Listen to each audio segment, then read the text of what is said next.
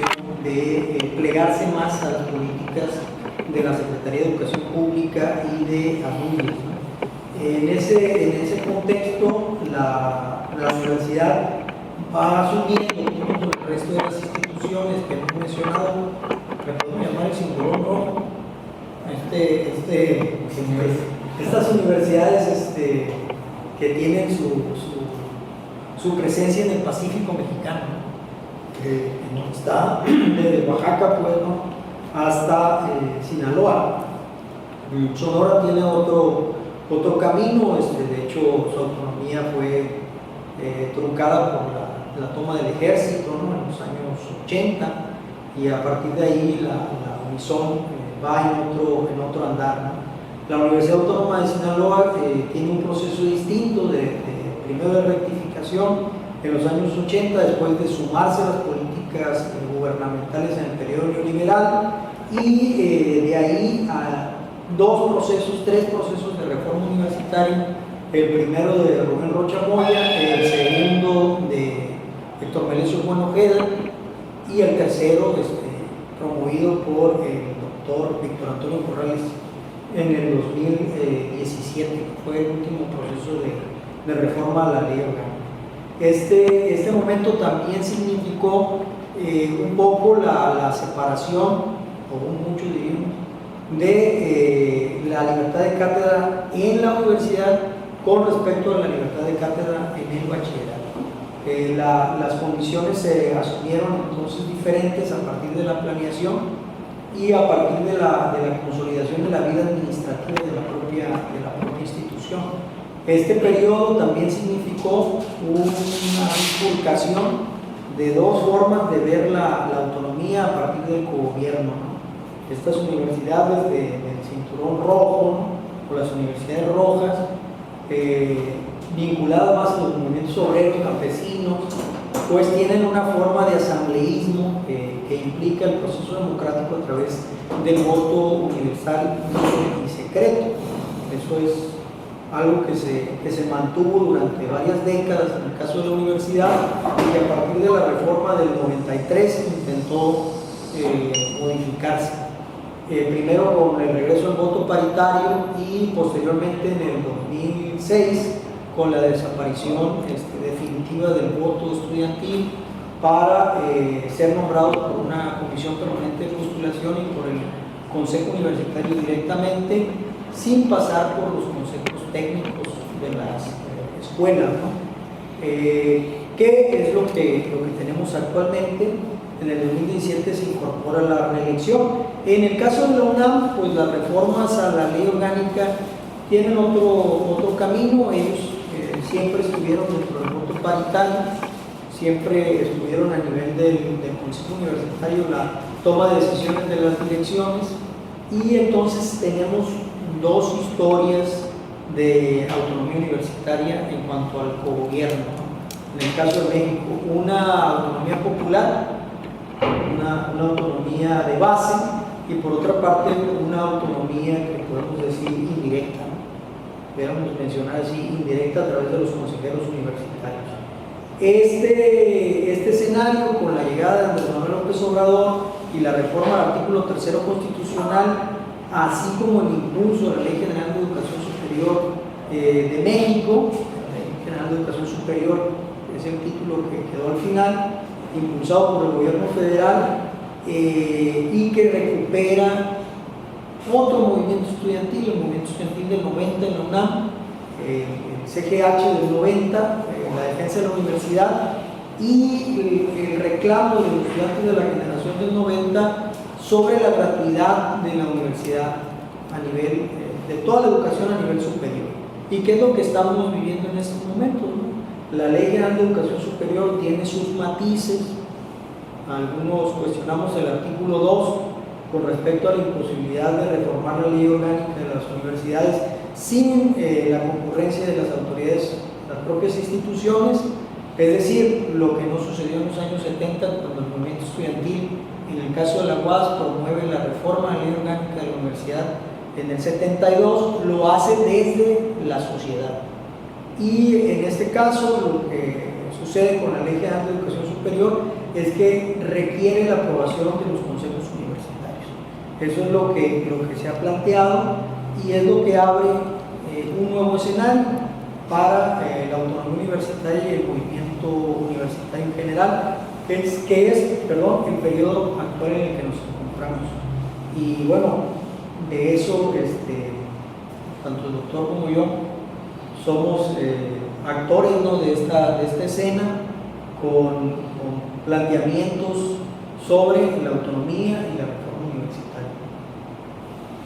Bueno, a ver, efectivamente la ley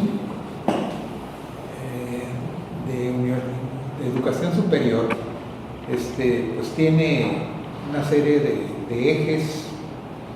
En primer lugar, el reconocimiento de la universidad con este matiz que señala el doctor Morales acerca de que no pueden ser al margen de las instancias existentes, consejos universitarios, como sistema de representación universitaria. Digamos, visto así, digamos, y en términos generales, podríamos decir que es razonable.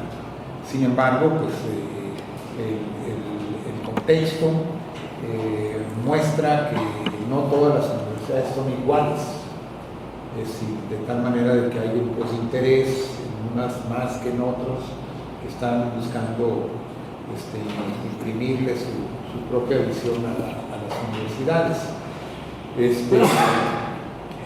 Bueno, hay otros aspectos, la federalización de la educación superior, las competencias que tienen la federación, estados y municipios, está el tema de los presupuestos, que ahí también hay otra área muy problemática. Tiene una buena noticia de que no pueden ser los presupuestos menores a los que tuvo en el último año, que estarán, digamos, también sujetos a la existencia de recursos para los aumentos y esto, pero también llama la atención por las competencias que tienen estados y municipios.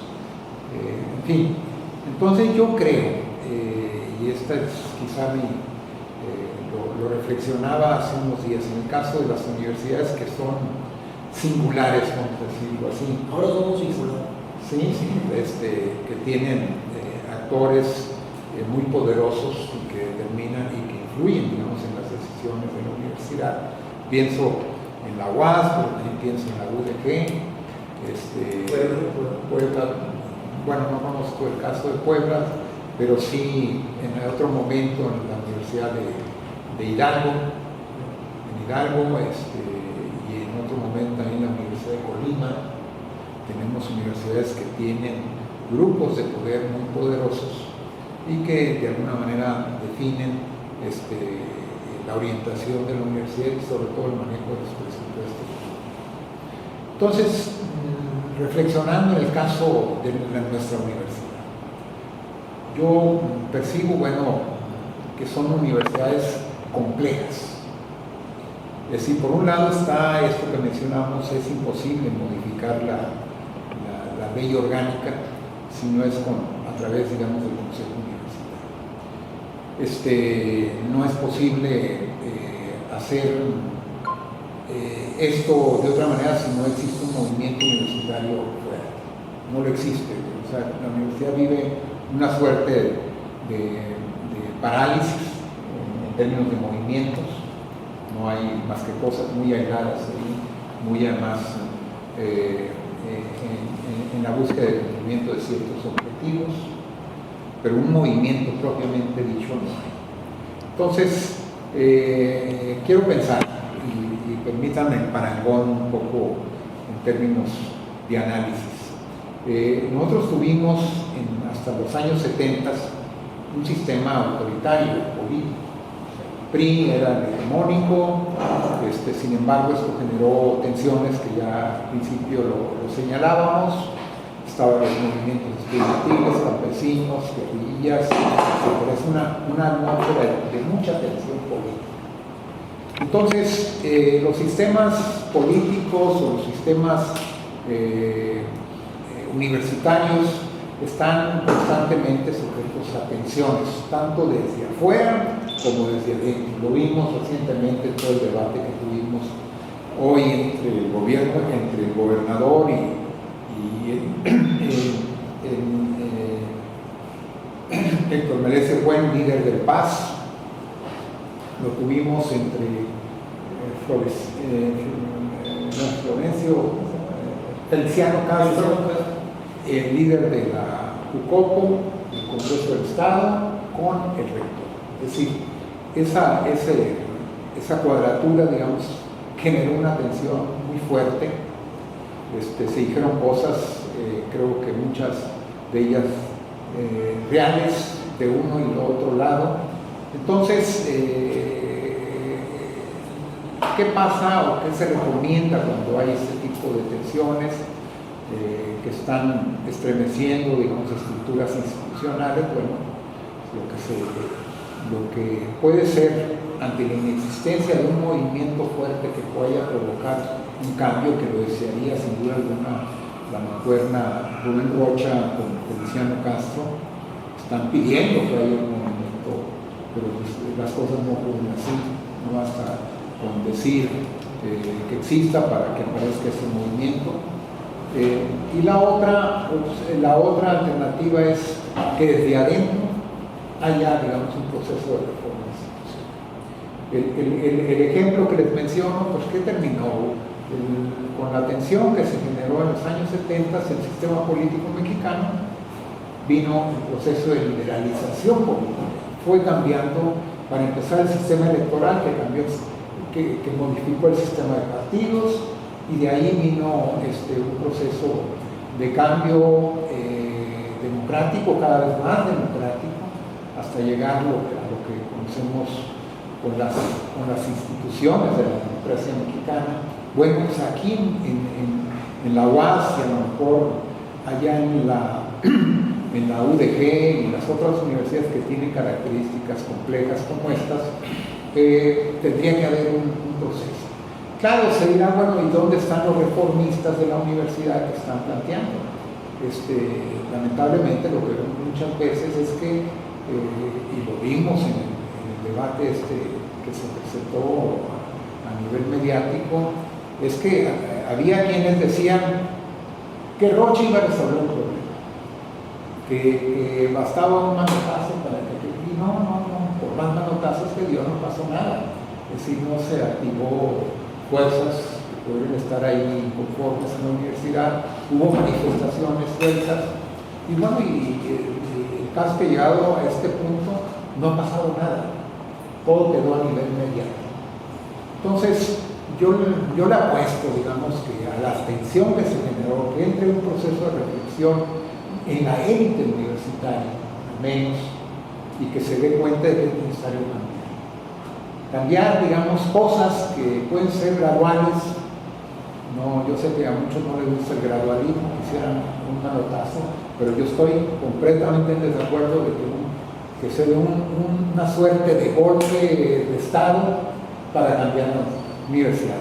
Que no va a cambiar la universidad. Rocha lo que pretende todo este movimiento, si es que da, es poner a sus aliados.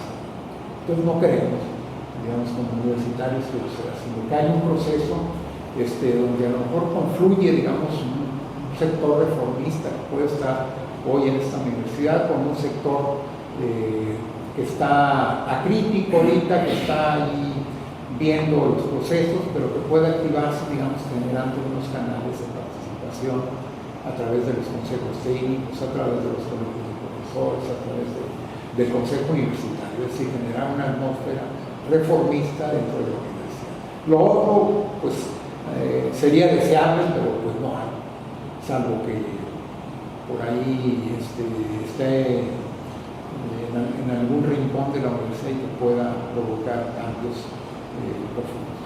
Ahorita platicando con Inocencio me decía, bueno, es que, o contigo, ¿no? Decía, el modelo reformista podría empezar por cambiar, por satisfacer los agravios. Es decir, todo aquello que fue agraviado y que fue parte de una problemática de la universidad podría ser un buen mensaje reformista. Es decir, y otros restablecer en el campo académico los exámenes de oposición. revisar los reglamentos de elección de directores. Es decir, crear nuevas estructuras dentro de la universidad de tal manera que se dé un espacio para la participación de amplios sectores de la universidad. Cada vez tenemos una universidad más compleja, estamos hablando de prácticamente de 180,000 personas que representan prácticamente el 5% de la población del Estado, está ahí. Es decir, es un mundo de gente que está ahí, y además con el impacto que tiene todo este sector sobre. Ahora, dirán, bueno, ¿y dónde queda el PAS en todo esto? El PAS, recordemos los años 80, cuando deja el Partido Comunista y la corriente socialista, van dejando la universidad para irse al sistema de partidos. Entonces, el PAS, ¿qué tiene que suceder? Tiene que llegar a un momento, por este proceso reformista, darse cuenta de que es un partido político y su arena está fuera de la universidad, ¿no? Dirá, bueno, ¿y qué pasa con los militantes? Seguirán ahí, pero el tema tiene que resolverse, digamos, generando una revolución en las conciencias que vayan a poner a cada quien en su lugar, de tal manera que la universidad se oxigene y permita de esta manera hacer cambios reformistas, graduales, pero también que vayan fortaleciendo. Ahora, desde fuera también, es decir, tendría que haber también propiciar, digamos, este tipo de cambios. Yo creo que están reaccionando. Yo la semana pasada aprendí la tele y en un canal que apareció una comunicación institucional de la UNAM. La UNAM fue vapuleada hace poco por el presidente, se dijeron cosas que estaban ahí. Y me dio mucho gusto, como ex miembro de la UNAM, de que la UNAM ha empezado un proceso de reforma. Y para empezar, empezó a dar mensajes positivos de lo que están haciendo. Que muchas veces no se conocen, porque quiénes son sus académicos, quiénes son sus científicos, quiénes son sus mejores alumnos, qué hacen. Es decir, viene una respuesta, vamos a decir, mediática, pero consistente en el sentido de que tenemos que reivindicar esta universidad, no como paz, operadores, no sé, sino por sus fortalezas. Hace falta mucho esto que se conoce como el análisis FODA de la universidad: fortalezas, oportunidades, debilidades y amenazas, de tal manera que hacer un diagnóstico y poder propiciar, digamos, un cambio universitario gradual.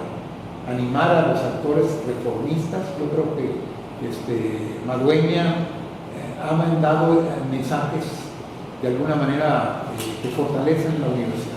Yo fui a su informe, en el último, por ejemplo, una cosa que me llamó mucho la atención y que puso énfasis: el compromiso de sanear las finanzas de la UAS.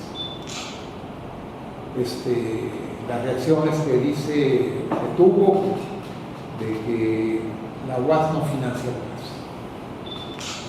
¿Será cierto o no será cierto? En fin, mensajes que pueden en un momento dar constatarse en la vida. Entonces yo creo que la vía para un cambio gradual en la universidad puede ser estar ahí potencialmente, y habría que los que creemos en esto empujar de tal manera de, si no hay el movimiento se puede generar a partir de esto. Y así como sucedió con el sistema político mexicano, el proceso de liberalización llevó al proceso de democratización.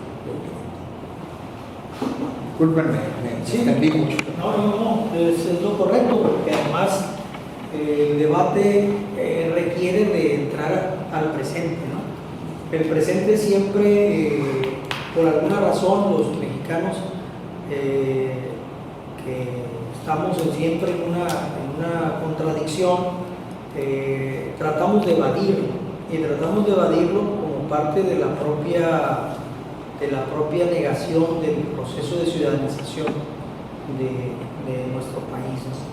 No negar el debate presente, pues es darle sentido a un ciudadano que es un demócrata y que considera que hay que tomar, como decimos popularmente, el toro por los cuernos. El toro por los cuernos implica afrontar la realidad y dar soluciones. Como lo dijimos, para superar a la universidad neoliberal hay que superar los agravios de la universidad neoliberal. No se puede recuperar esa institución si no logra, en primer lugar, este periodo de persecución a los derechos laborales, a los derechos de los trabajadores, no se logra resolver. Lo comentábamos con el propio senador Gómez Urrutia en su momento. La universidad vive un proceso vergonzoso desde el momento en que hay dentro de la Junta de Conciliación y Arbitraje una oficina especial para las demandas de la base, que ya va en proceso de desaparición las juntas de conciliación. Pues esa es parte de la reforma laboral que existe en el país, y como parte de los acuerdos de la Ley General de Educación Superior, pues tiene que existir un mea culpa con respecto a esto que se hizo, ¿no? Al considerar al trabajador parte del mobiliario de la institución, cuando es su capital cultural. Palabras de Pierre Bourdieu. Cuando los universitarios son su capital cultural, pues no se puede ir en contra de ese capital cultural. Si tú destruyes su capital cultural, entonces ¿qué está heredando la universidad?